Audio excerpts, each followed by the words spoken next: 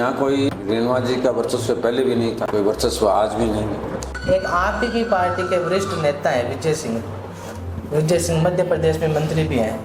उन्होंने कहा कि कर्नल शोभिया कुरैशी जो अभी ऑपरेशन सिंदूर को लीड कर रही थी, उनका भाई आतंकवादी है। फिर उन्होंने माफी भी मांग ली, पर उन्होंने पहले कहा था कि उनका भाई आतंकवादी है। उस पर आपके क्या विचार है? अब माफी से बड़ी कोई बात होती नहीं है। टिकट कटने के पीछे क्या कारण रहा होगा मुख्य रूप से आप जो 2023 में कटा था, इसके पीछे क्या पार्टी में कोई द्वेष भावना थी? रेणुका जी से द्वेष भावना है या ठीक है? उसमें मेरा संबंध अच्छे थे, राज में मेरे व्यक्तिगत संबंध अच्छे। विपक्ष में आ गए थे आप तो। राजकरण जी का ही समर्थन क्यों किया? आप स्वयं नई दिल्ली क्यों नहीं आए? अगर राजकरण जी की इच्छा नहीं होती तो चुनाव थोड़ी लड़ती। कुछ लोगों का कहना है कि राठौर साहब का क्या टिकट चाहते तो आपको टिकट दिलवा सकते थे। राजनीति कैसे सिखाना? पार्टी चेंज करने के बारे में क्यों नहीं सोचा? टिकट नहीं मिलता है पार्टी से, क्या स्टैंड रहेगा आपका?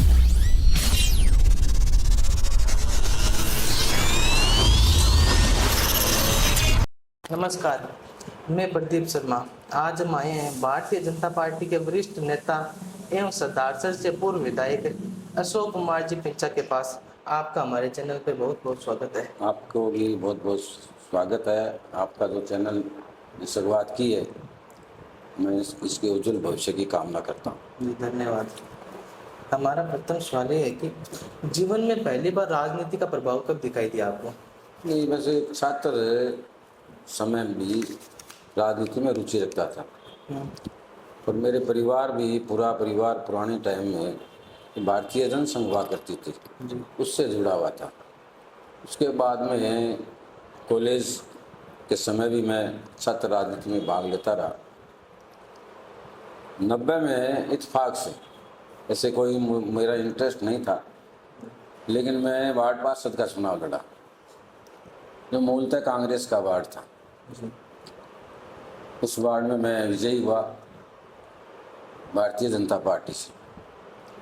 फिर 95 में मेरा वार्ड ओबीसी आ गया, मैं दूसरे वार्ड से चुनाव लड़ा, फिर उसमें जीता और वाइस चेयरमैन बना। 1998 में पार्टी की स्थितियां विकट हो गई थी। माननीय भवनलाल शर्मा को पार्टी से निष्कासित कर दिया गया था। पार्टी के बहुत से कार्यकर्ता उनके साथ चले गए थे, पार्टी में वैक्यूमनेस आ गई। उस समय मैंने भैरू सिंह जी शेखावत साहब ने, हमारे पारिवारिक घनिष्ठ संबंध थे उनसे, 98 में मुझे जयपुर बुलाया कि आपको एमएलए का चुनाव लड़ना है। लेकिन मेरी कोई ग्रामीण क्षेत्र में जानकारी थी नहीं। मैंने पार्टी के आदेश को मानते हुए 98 में मैंने विधानसभा का चुनाव लड़ा। उस चुनाव में असफल रहा। फिर 2003 में लड़ा। फिर 2008 में मैं माननीय पंडित जी भवनलाल शर्मा को हराकर विजयी हुआ। तो ये लगातार राजनीतिक कार्य क्षेत्र भारतीय जनता पार्टी के रूप में चलता रहा। फिर आपके सामने उपचुनाव आया। उस समय तक मैं काफी चुनाव लड़ चुका था। उच्च नेतृत्व ने, पार्टी के उच्च नेतृत्व के आगे मैंने कहा कि आप अब किसी नए कार्यकर्ता को मौका दो, मैं चुनाव नहीं लड़ना चाहता। लेकिन पार्टी के जो राजस्थान का उच्च नेतृत्व था, हमारे सह प्रभारी भी थे पूरे राजस्थान के, उन्होंने मुझे मान लीजिए आग्रह किया या आदेशित किया। पार्टी का सच्चा सिपाही होने के नाते मैंने उपचुनाव लड़ा। लेकिन उस समय मैंने एक बात रखी थी कि 6 महीने बाद में 2023 में विधानसभा चुनाव वापस होना है। तो उच्च नेतृत्व ने मुझे ये कहा कि 6 महीने के लिए हम आपको चुनाव लड़ा रहे हैं, 2023 में आपके अलावा कोई विचार नहीं किया जाएगा। हम ठीक है, उस नेतृत्व ने वो बात मन में क्यों नहीं रखी, स्वीकार नहीं की। उन्होंने वादा खिलाफी की और रतनगढ़ के माननीय राजकुमार जी रेणुका को या भारतीय जनता पार्टी की टिकट दे दी गई। उससे टिकट देने की घोषणा होने से हमने 3 दिन पहले 5-6 हजार कार्यकर्ताओं की यहाँ मीटिंग की थी। ये मैंने उस मीटिंग में सर्वसम्मति से हमने सरदारसर विधानसभा क्षेत्र के कार्यकर्ताओं से निर्णय किया था कि आप मुझे अगर नहीं देना चाहते हो तो स्थानीय कोई भी पार्टी कार्यकर्ता को आप टिकट दे दो, हम सब साथ। लेकिन पता नहीं क्या हुआ, रेणुका साहब को यहाँ से टिकट दे दी गई, जबकि यहाँ रतनगढ़ से लड़ते तो अलग बात थी, लेकिन यहाँ को औचित्य नहीं था। फिर जो ये घटनाक्रम हुआ तो बहुत से कार्यकर्ता इकट्ठा हुआ कि हम स्वीकार बार वाले उम्मीदवार को स्वीकार नहीं करें। और हमारे सभापति जी राजकंडी चौधरी भी कांग्रेस से रुष्ट होकर कांग्रेस को तिलांजलि दे चुके थे। उस पूरे ग्रामीण क्षेत्र के, शहर क्षेत्र के कार्यकर्ता बैठ के ये निर्णय हो गया, भाई हम निर्दलीय चुनाव। राजकंडी चौधरी ने आपकी इच्छा व्यक्त की, हम निर्दलीय चुनाव राजचंद्र चौधरी को लड़ाया। हमारी रेणुका जी के रूप में भारतीय जनता पार्टी तीसरे स्थान पर चली गई।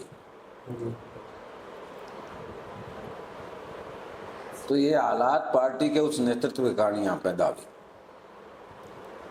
यहाँ कोई रेणुका जी का वर्चस्व पहले भी नहीं था, कोई वर्चस्व आज भी नहीं।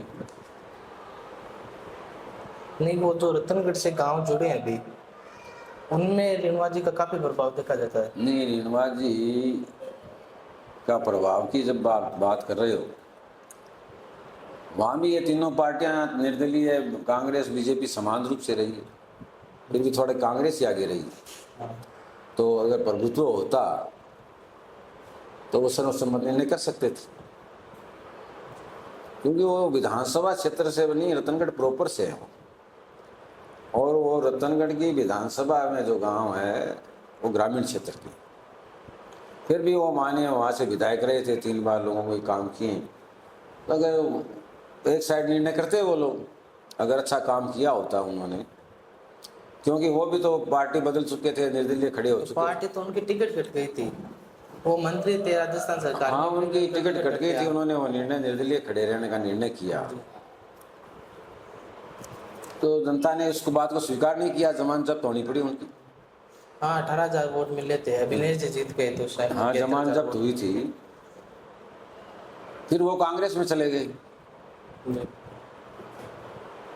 पार्लियामेंट का चुनाव आया तब कांग्रेस में गए, कांग्रेस का प्रचार कर रहे थे। हाँ, वो तो पार्टी में फेरबदल उनसे कुछ हो गया। भाई फेरबदल तो हो गया, लेकिन वो कांग्रेस में चले गए ना। जी, चले गए थे लोकसभा। मैंने कोई पार्टी तो ज्वाइन की नहीं, किसी निर्दलीय के साथ हुए थे। और ये पार्टी वादा करके हुए थे भी बाहर के उम्मीदवार को मत भेजो। पार्टी ने जो निर्णय किया मेरे साथ घात हुआ, फिर निर्णय उचित नहीं किया। हम थोड़ा वापस पे से जाएंगे। पहले चुनाव में क्या नया नया व्यक्ति होता है, उसको बड़ी समस्या आती है। तो पहला जो विधानसभा का चुनाव लड़ा 98 वाला, तो उसमें क्या समस्या है मुख्य रूप से आपकी? नहीं, समस्या हमारे कुछ नहीं आई। तो राजनीतिक परिवार से व्यक्ति था, 2 बार पार्षद रह चुका था।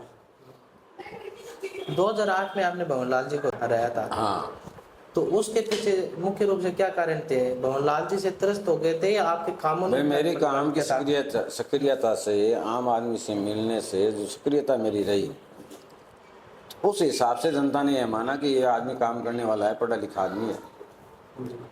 तो जनता ने स्वीकार किया। फिर 2013 में वापस है स्वीकार कर दिया। टिकट तो मिले, ज्यादातर हार ही रही है अभी तो, एक बार एमएलए में। उसके पीछे क्या कारण लगते हैं? सब ये कारण तो राजनीतिक कारण है, सारे राजनीतिक कारण थे। इसमें जातिवाद दिखाई देता है या कोई एक परिवार की भूमिका दिखाई देती है? जातिवाद तो देखिए आजकल हर चुनाव में हो गया। जी, वो तो है। लेकिन मैं जातिवाद से ऊपर हूँ। मैं इसलिए ऊपर हूँ, हमारे समाज के लोग तो ग्रामीण क्षेत्र में है ही नहीं है, बिल्कुल नहीं, एकदम थोड़ा। और मेरे पे जाति भी लागू नहीं होती। 36 को मेरे साथ है। ये राजनीतिक घटनाक्रम होता रहता है, उस हिसाब से जीत नहीं पाए। क्योंकि यहाँ मैंने जो पार्टी जब कुछ भी नहीं थी तो पार्टी को यहाँ खड़ा किया। एक क्या इतना? 3 बार मैंने यहाँ प्रधान जिता के प्रधान बना दिए, 1 बार नगर पालिका का चेयरमैन बना दिया। तो पार्टी जो मैं उस समय 33,000 वोट आए थे। हाँ, पार्टी को तो मजबूत किया। पार्टी को स्टैंड करने में मैंने पूरा मेरे जवानी और जीवन खपा दिया। जी। एक क्या कि इतनी हार हो जाती है, इतना संघर्ष हो जाता है, जब क्या बार बार हार मिलती है तो पीछे हटने का मन करने लग जाता है। तो कभी ये नहीं किया कि अब ये राजनीतिक जीवन से संन्यास कर लेते हैं या छोड़ देते हैं, अब ये नहीं होगा? देखिए, ऐसा है कि आदमी को विमुख नहीं होना चाहिए। अब जो जनता मेरे साथ रही है उनका क्या दोष है अगर मैं संन्यास ले लेता हूँ तो? मेरा उत्तरदायित्व है कि मुझसे जो साथ रहा है मैं अंतिम प्रयास तक उनके कार्य करने का काम करूँ। चाहे मैं चुनाव पार्टी लड़ाई या नहीं लड़ाई वो अलग बात है। जब तक उन लोगों की मेरी आवश्यकता होगी मैं उनके साथ रहूँगा, मैं काम करूँगा। आपके बच्चे हैं वो भी राजनीति में आएंगे? नहीं, मेरे एक बच्चा है। अच्छा, एक बच्चा है, 2 बच्चियाँ हैं। कोई राजनीतिक उनका उद्देश्य नहीं है। क्या करेंगे फिलहाल? व्यापार करते हैं। अच्छा, व्यापार किस चीज़ का व्यापार चल रहा है वैसे? वो सूरत में काम करते हैं, केमिकल का फैक्ट्री। एक क्या विधायक रहने के दौरान सबसे अच्छे कौन से कार्य किए जो जनता जिनसे प्रभावित हो, जनता के काम आए? मैंने सबसे ज़्यादा यहाँ इरिगेशन बेल्ट है पूरे सरदार शहर में,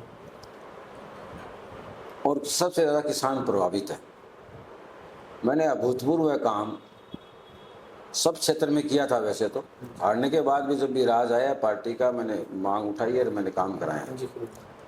ये जो मेगा हाईवे आपकी तरफ जा रहा है ये हनुमानगढ़ से, वसुंधरा जी माननीय मुख्यमंत्री जी, इसका लोकार्पण सरदार शहर में हुआ था। यहाँ की देन है। और सबसे ज़्यादा मैंने काम किया था बिजली के क्षेत्र में। बिजली के क्षेत्र में अब तो पिछली बार देखा गया था कि धरने दे रहे थे